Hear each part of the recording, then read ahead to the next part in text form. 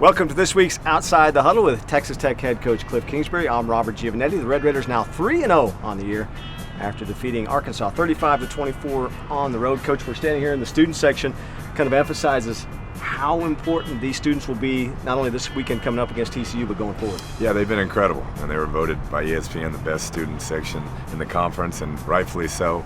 They get here early, they stay late, and it's awesome for our players to see their peers in the stands. You know, and we can speak for this because it's warm here in the section, but they come early and they make a lot of noise and they're pretty rowdy and they can affect the game, right? They can. They have a huge impact on our emotions, the whole atmosphere. If they're riled up and rowdy, the entire stadium will be.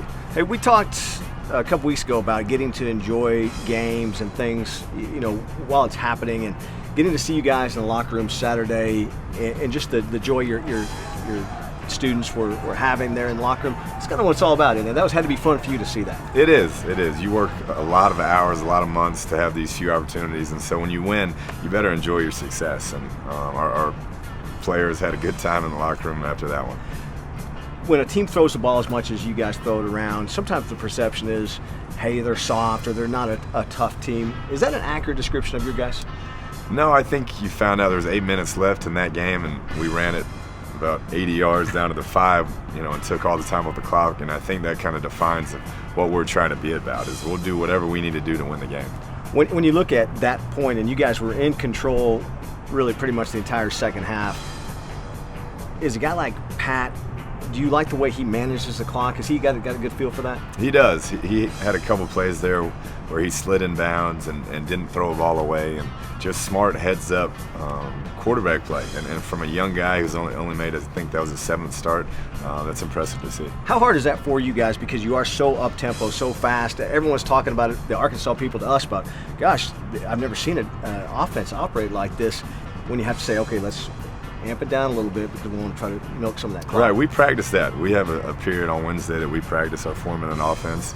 I know people don't believe that probably, but we do. We even work on breaking the huddle, staying in there so it's natural to them by the time they get to the game on Saturday. Hey, your defense has taken a lot of grief, but you couldn't ask for much more than what they did in the second half Saturday. It was phenomenal. I mean, that's a great offense with a great running back, a first-round tight end, a senior quarterback, and they stood up and just kept fighting and couldn't be more proud of their effort. And we saw, again, I think back to our first week of doing this Outside the Huddle on the field, and you talked about we've got to create turnovers, and it was huge on Saturday, especially that fumble at the end. It was. We had the big interception where they're driving, and then to take that ball away when the game's still in the balance.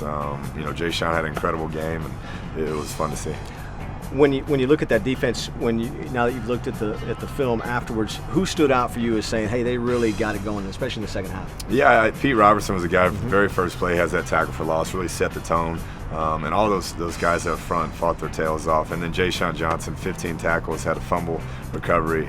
He was all over the place. Meanwhile, offensively, had a lot of guys step up. Ian Sadler had a couple of big catches across the middle.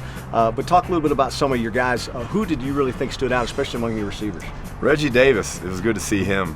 Had 2 big touchdown catches, caught everything thrown his way, and really blocked well. Devin Lauderdale didn't have the ball as much as we would have liked, but blocked his tail off for his teammates, and so it was fun to see those guys playing for each other. Week 1 to week 3, now heading into week 4, how's your team progressed? Gotten better each week. That's been our goal, is just get better each week with the players we have. If we can continue to do that, we feel like we'll have a shot in every game.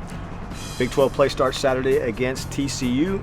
Is there a different mindset now when you go into the locker room? Are your guys, they understand the gravity of what we're facing starting Saturday? I think so. When you start conference, the ante gets upped, and you know that going in. And this is a great TCU team, a top 3 team in the country. It'll be a huge challenge for us. Is this league, when you look at it, does this league get enough, and I'm not talking about other conferences, but does this league get enough credit for when you look at every week, man, this is a tough matchup? Yeah, I think we can play with anybody in the country. I've said that all along. I think we're one of the top Power 5 conferences there are, and our due will come. Looking forward to Saturday, get national television. People from Delaware to Alaska can watch, see what Red Raiders have to offer. That's awesome. Yeah, Fox, not any sports channel, straight Fox, so it'll be a big one. All right, congratulations on the quick start. 3-0, the Red Raiders play TCU this Saturday. This has been Outside the Huddle. Thanks to Southwest Bank.